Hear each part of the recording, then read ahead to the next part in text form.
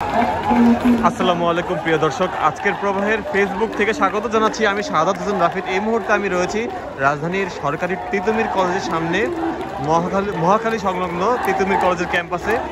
আজ সকাল 11টা থেকে তিতুমির কলেজ তাদের বিশ্ববিদ্যালয় রূপান্তরের জন্য তারা একটি আন্দোলন করে এসেছিল এবং তারা ঢাকার মহাখালীর রেল ক্রসিং তারা অবরুদ্ধ করে রেখেছিল এবং রেল ক্রসিং অবরুদ্ধ করে তারা ঢাকার সঙ্গে সমস্ত প্রকার রেল যোগাযোগ তারা বন্ধ করে দেয় এবং তার পরবর্তীতে বিকাল 4টায় তারা তাদের কর্মসূচি প্রত্যাহার করে।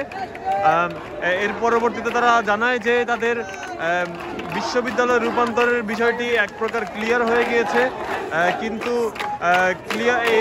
এই ঘোষণার পরপরই তারা আবার জানাচ্ছে যে উপদেষ্টা নাহিদ এবং আসিফ তাদের কলেজ থেকে বিশ্ববিদ্যালয় রূপান্তরের প্রক্রিয়াটি তারা পুরোপুরি কনফার্ম করছে না। এই কনফার্ম না করার জন্য তারা আবারও রাস্তা অবরোধ করেছে তিতুমির কলেজের ঠিক সামনের ফটকে, যেখান থেকে এই মুহূর্তে মহাখালীর সাথে গুলশানের সব প্রকার যোগাযোগ এই মুহূর্তে বন্ধ হয়ে গিয়েছে। আপনারা দেখতে পাচ্ছেন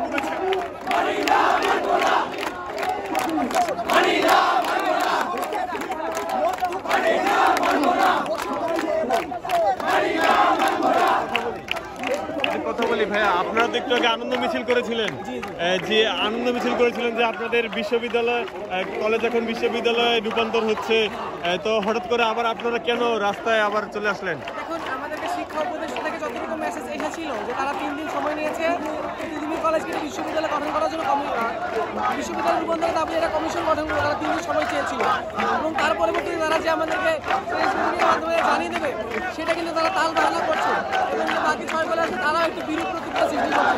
এর প্রেক্ষিতে দেখেন যে আমাদের একটা যে এরকম সিদ্ধান্ত নেওয়ার পর তারা একটু সিদ্ধান্ত পাল্টে নেওয়ার পরিকল্পনা করছে, সেই প্রেক্ষিতে আবার আমরা আন্দোলনে যুক্ত হচ্ছি। যেমনটা দেখছিলেন যে তারা বিশ্ববিদ্যালয় রূপান্তরের যে দাবিটি করেছিল সেটার জন্য তারা এক প্রকার তারা কনফার্ম হয়ে গেছিল যে তারা বিশ্ববিদ্যালয়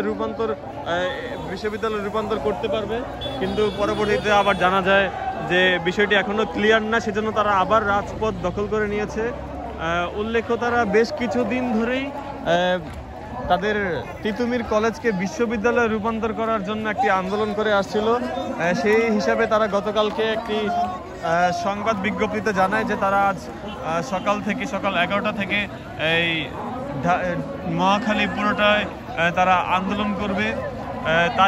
তারই পরিপ্রেক্ষিতে আজ 11টা থেকে বিকাল 4টা পর্যন্ত মহাখালী এরিয়ায় বিশাল একটি যানজটের সৃষ্টি হয় তাদের আন্দোলনের কারণে এবং আমরা দেখতে পাই যে বনানী থেকে শুরু করে মহাখালী বাস টার্মিনাল অবধি পুরোটা জায়গায় কোনো প্রকার গাড়ি চলাচল করতে পারেনি এবং গাড়ি চলাচল না করতে পারার কারণে এই সাধারণ মানুষের ব্যাপক ভোগান্তি হয় এবং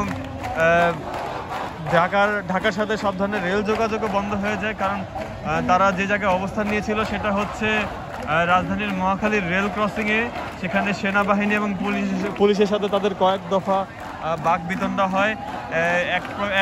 এক পর্যায়ে পুলিশ এবং সেনা সদস্যরা তাদের সাথে কথাবার্তা বলে তাদেরকে বোঝাতে ব্যর্থ হয়।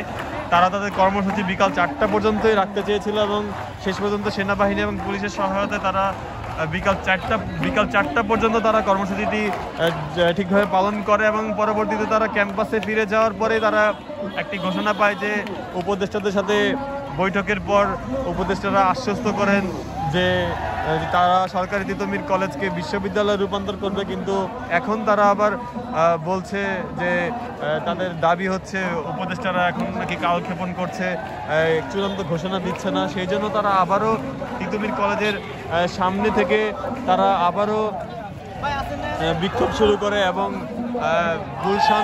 গুলশান 2-এর সংযোগ সড়কটি তারা পুরোপুরি বন্ধ করে দেয়। তাদের দাবি আপনারা যেটা শুনছিলেন যে তারা আবারও একটি লিখিত তারা চাচ্ছে যাতে তারা কনফার্ম হতে পারে যে তাদের এই দাবিটি মেনে নেওয়া হবে।